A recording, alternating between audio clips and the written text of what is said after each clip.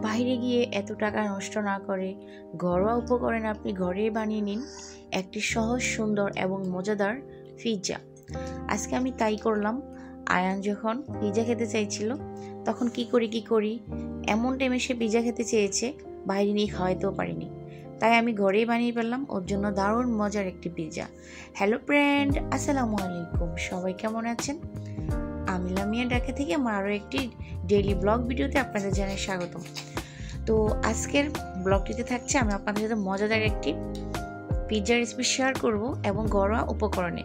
তার জন্য আমি এখানে সবগুলো উপকরণ নিয়ে নিয়েছি, আপনাদেরকে দেখিয়ে দিয়েছি। এখন চলে যাব আমি সেই পিৎজা রেসিপিতে। তো এটা আমি প্রায় 1 ঘন্টার মতো এই ময়দাটা আমি রেডি করে রেখেছিলাম। তো ইস্ট দেওয়ার কারণে ফুলে কিন্তু ডাবল হয়ে গেছে, আপনারা দেখেছিলেন ভিডিওর শুরুতেই। তো এখন হচ্ছে আমি এটাকে সুন্দর করে একদম মধ্যে গোল একটা ডো তৈরি করে একটা বড় সাইজের রুটি বেলে নেব। আসলে বন্ধুরা, আয়ান হচ্ছে আজকে মানে আজান দেয় মুহূর্তেও আমাকে বললাম আমি পিৎজা খাবো, চলো বাইরে যাই। তো আমি বললাম যে এখন যে তোর বাবা বাসায় নেই, এখন ওকে এক আমি বাইরে নিয়ে পিৎজা খেতে দিব। তো দেখি ঘরোয়া উপকরণের চেষ্টা করে দেখি ওর জন্য পিৎজা বানাতে পারি কিনা। তখন আমি যেই বাবা সেই কাজ, চলে গেলাম পিৎজা বানাতে। মাশাআল্লাহ, আলহামদুলিল্লাহ, এত সুন্দর হয়েছে আমার পিৎজাটা, খেতেও অনেক বেশি মজা হয়েছিল। তো যাই হোক বন্ধুরা, তার জন্য আমি এমন একটা বড় সাইজের পাইপেন নিয়ে নিয়েছি। এখন সুন্দর করে এটাকে সেট করব এই পাইপেনটার মধ্যে, একদম চেপে সুন্দর করে। আর পিৎজা রুটিটা কিন্তু একটু ভারী হয়, এটা আমরা সবাই জানি। কি দরকার আমাদের বাইরে গিয়ে, কিছুদিন আগে আমরা একটা রেস্টুরেন্টে পিৎজা খেতে গিয়েছিলাম, পিৎজাটার দাম নিয়েছিল 1200 টাকা। তো পিৎজাও কিন্তু পয়েন্ট হিসেবে বিক্রি করে, ঠিক আছে। তো আমরা যে পিৎজাটা খেয়েছিলাম 1200 টাকা। তো ঘরোয়া উপকরণে আমরা যদি ঘরে এভাবে পিৎজা বানিয়ে খাই, আমাদের 1000-1200 টাকা বাইরে গিয়ে নষ্ট করতে হবে না, কিন্তু বাইরে থেকে আমরা ঘরেই সুন্দর করে প্রিয়জনকে নিয়ে বসে সময় কাটাতে পারবো, আমরা পিৎজাটা খেয়েও নিতে পারবো।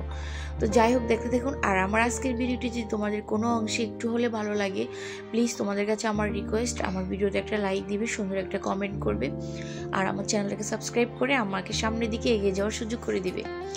তো আমি এখানে ছোট ছোট পিস করে গরু মাংস রান্না করে রেখেছিলাম। সব কিছু আর শেয়ার করতে পারিনি, যেহেতু ব্লগ ভিডিও, তার জন্য একটু করে দেখানো আর কি। তো আমি গরু মাংসটাকে সুন্দর করে আমি এখানে বিছিয়ে দিয়েছি। এরপর যে আমি কিছুটা টমেটো, একটা টমেটোর অর্ধেক টমেটো দিচ্ছি এখানে আমি।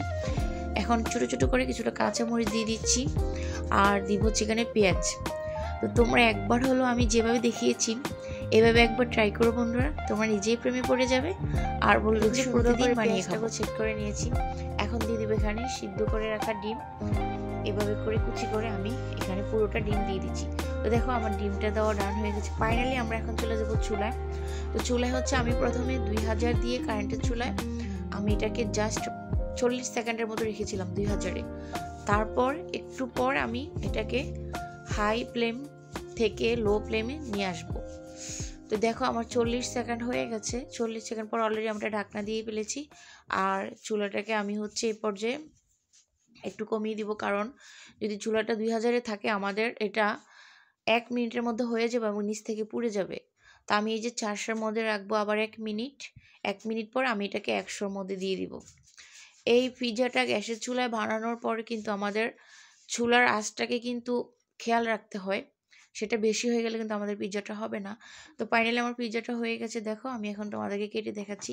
মাশাআল্লাহ, কত সুন্দর হয়েছে। দেখো, বাসায় যদি এত সুন্দর ঘরোয়া উপকরণে পিৎজা বানানো যায়, আমাদের দরকার কি কষ্ট করে রেস্টুরেন্টে যাওয়ার।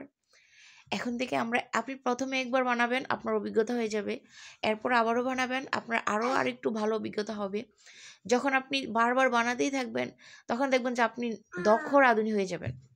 পিৎজা বলেন, বার্গার বলেন, এগুলো আপনি বাসায় বানায় খাইতে পারবেন।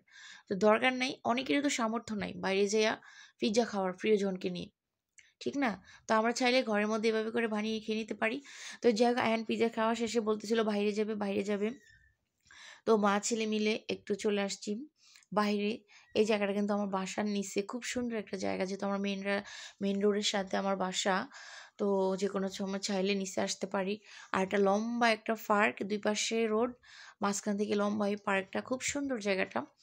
বিশেষ করে বিকেলবেলা বেশি ভালো লাগে, যেহেতু গাছগাছালি আছে। তো ওই যে ডান সাইডে কিন্তু আমাদের বাসা, ওখান থেকেই আমরা এখানে এসেছি, জাস্ট রাস্তার পাশে আর অভ্যাস। ঠিক আছে, তো বন্ধুরা আজকে তোমরা ভিডিওটি দেখতে থাকো, ভালো লাগবে। আর তোমাদের সাথে গুরুত্বপূর্ণ কিছু কথা বলে নেই। তোমরা অনেকেই আসছো ভিডিওতে আইসা বলো আপু বন্ধু করেছি ব্যাগ দিও, ভিডিও দেখেছি, তুমিও দেখো, সাপোর্ট করলে সাপোর্ট পাইবা, সাব প্লিজ তোমাদের কাছে অনুরোধ, তোমরা এই ধরনের কমেন্ট কেউ করো না। যা বলার কমিউনিটিতে বলবে, আর কমিউনিটিতেও এভাবে বলা উচিত নয়। ঠিক আছে, এগুলো করলে কিন্তু দুজনের চ্যানেলেরই বেশি ক্ষতি হবে। যে কমেন্টটা করছে তার চ্যানেল একেবারে ডাউন হয়ে যাবে। এমন করতে করতে করতে করতে কিন্তু আমার চ্যানেলটাকে ডাউন করে দিচ্ছ তোমরা। ঠিক আছে, তোমরা নেক্সট টাইম থেকে যারা এমন করবে আমিও কিন্তু তাদের ভিডিওতে যে ধরনের কমেন্ট করে আসবো বলে দিচ্ছি। প্লিজ তোমরা সবাই, আমরা এখানে কষ্ট করে কাজ করি, ছোট ছোট কিছু ভুলের কারণে কেন আমাদের নিজেদের চ্যানেলগুলো আমরা নষ্ট করবো বলো? তো তোমরা এই ধরনের কমেন্টগুলো আর কেউ করো না প্লিজ, নিজের ক্ষতিও করো না, অন্যের ক্ষতিও করো না। তো আজকে আমার ব্লগ ভিডিওটি কেমন হয়েছে তোমরা অবশ্যই সুন্দর একটা কমেন্ট করে জানিয়ে দিও। আর সবাই অনেক বেশি ভালো থেকো, দেখা হবে অন্য একটা ভিডিওতে। আসসালামু আলাইকুম।